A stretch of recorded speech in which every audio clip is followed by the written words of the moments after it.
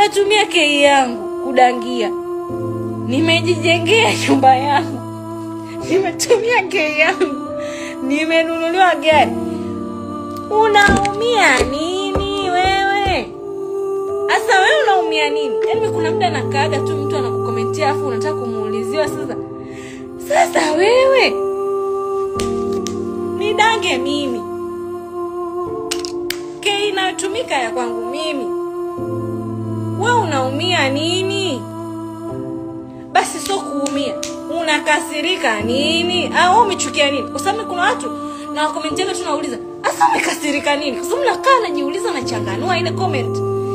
Kwenda huko umetumia kei kudanga, na muuliza, haya nimetumia kei yangu kudanga. Asa unakasirika nini?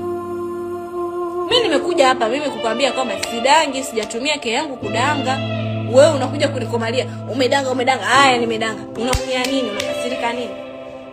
Mwenzako kadanga huko umjui, kei yake ametumia kei yake. Sasa haya wewe unakasirika nini? Wewe unaumia nini? Wewe unachukia nini? Ni kei yako.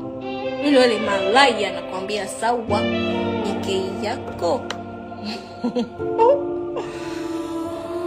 Sio yako.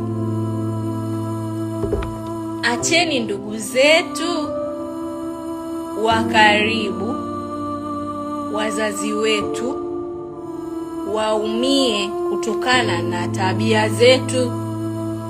Nyinyi mnaotuonea mitandaoni hamtujui.